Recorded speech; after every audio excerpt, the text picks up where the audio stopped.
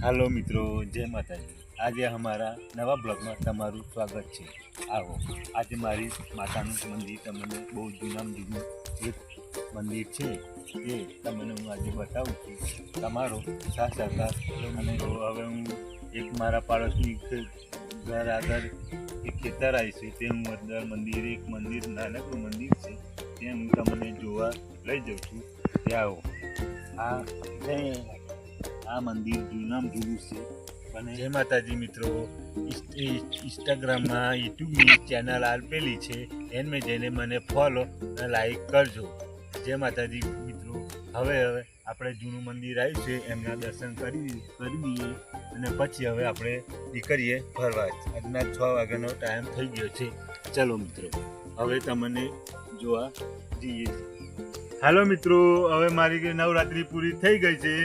હવે તમારી નવરાત્રિ કેવી ગઈ છે હવે મને કોમેન્ટ કરીને મને જણાવો। ચાલો મિત્રો, એક વાત તમને કહેવાની ભૂલી ગયો હતી।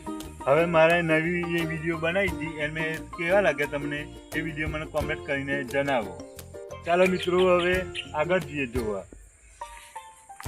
આ છે કે લીમડાનું ઝાડ છે અને એની જોડે એક ડાંગર છે,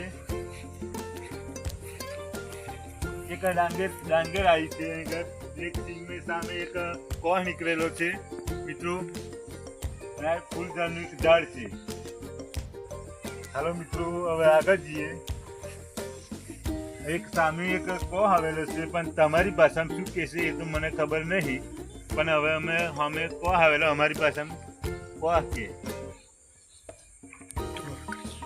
હવે આગળ જઈએ ભાઈ।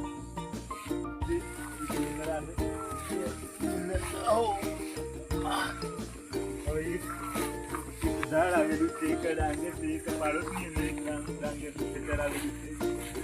જો લેજો, એક આ જગ્યાએ તો હે નહીં, અગર તો એક નદી છે એની અંદર સાપોલિયા બપોલિયા હોય એ પણ મને ખબર હોય નહીં, મને આ તો રામ ભરોસે ભગવાનની મહેરબાની હું નીકળું છું।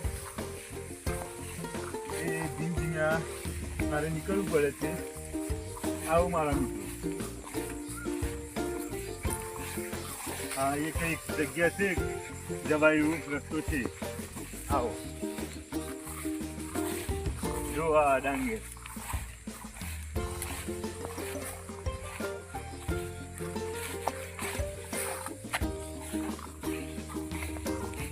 આ ડાંગર એક પાડોશનું છે તમે આ ડાંગર છે એક આ ડાંગર છે। તો હવે સંજાકાનો ટાઈમ થઈ ગયો છે।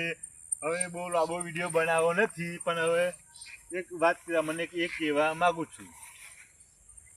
આ મારી યુટ્યુબમાં પહેલી વિડીયો છે, ભૂલ ચૂક થઈ હોય તો માફ કરજો મિત્રો, અને તમારા સાથ સહકારના સપોર્ટથી મને સપોર્ટ કરજો અને આગળ લાવજો મારા મિત્રો। જય માતાજી મિત્રો।